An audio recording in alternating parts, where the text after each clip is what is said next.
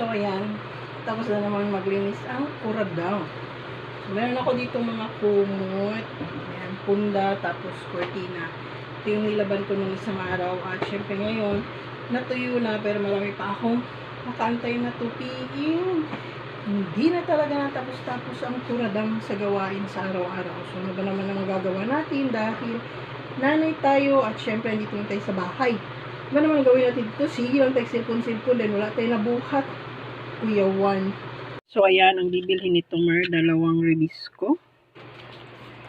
Tapos, ang sa pa to? 2 birds tree. Ayan. Tapos, isang premium. Tapos, ang pera niya is 100. At bibilangin natin lahat ito. Wala akong cellphone. So, 42 peso lahat. Sa kanya ko na pinabilang. At ang barya is 58 pesos. So, maghagilap tayo ng barya. So, meron ako ditong tagsa 10. Kanina ako yung tagsa imo, ha?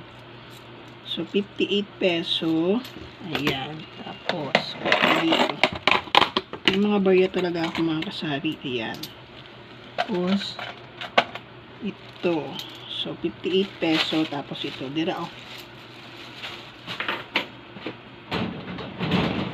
Thank you. Ayan mga kasari, kanina nag-refill ako ng aking rep. Makating aking ilong.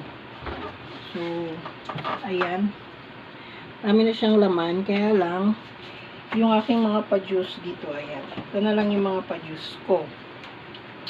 Marami na rin akong kulang na pa-juice. At gusto ko maglinis ng aking rep kasi madumi na siya.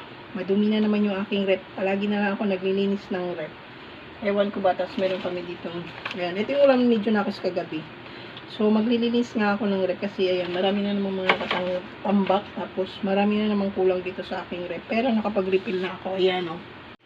Ayan, dahil wala na akong gagawin sa loob ng bahay. Tapos, ayan, wala rin akong gagawin dito sa aking tindahan dahil hindi pa ako mag-aayos.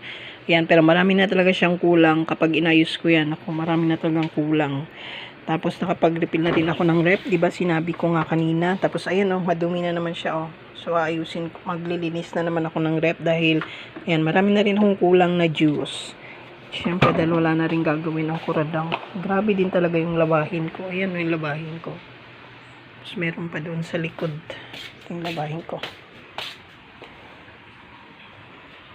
Diba? Dami kong labahin. Tapos dahil wala naman akong gagawin ngayon dito sa aking tindahan.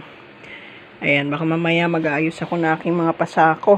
Dahil tingnan nyo naman yung mga sako ko. Marami na, oh. Ayan. Tapos meron pa yan doon sa labas.